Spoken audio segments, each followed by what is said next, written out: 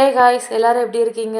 நாளைக்கு திருச்செந்தூரில் போய் பிரணவிக்கு வந்து மொட்டை எடுக்க போகிறோமா. அதனால் நேற்று நைட்டு படுக்கிறதுக்கு முன்னாடியே வீட்டெல்லாம் கொஞ்சம் ஒட்டரை தட்டி வீட்டை ஃபுல்லாக க்ளீன் பண்ணி போட்டு தான் படுத்திருந்தேன்.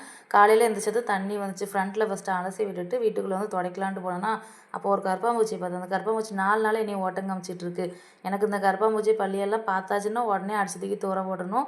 அது மல்லாக்கப்படுத்தா எந்திக்காதும்பாங்க. மல்லாக்கப்படுக்க வச்சே வெளியே போய் போட்டு வந்தால் திரும்பவும் என் வீட்டுக்குள்ளே ஓடி வரான். அப்புறம் கொண்டு போய் சாக்கடையில் போய் போட்டு வந்துட்டேன். எங்கள் வீட்டு பழைய மாப்பு வந்து மண்டை மட்டும் உடஞ்சிருச்சா, அது எனக்கு தூர போடவும் மனசு வரல. மண்டை நல்லா தான் இருக்குது.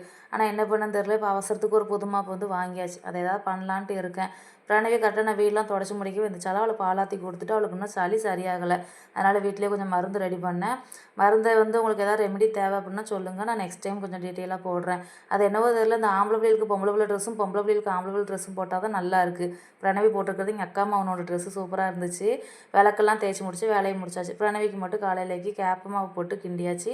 எங்களுக்கு பழைய சோறு இருக்குது. Tata bye bye.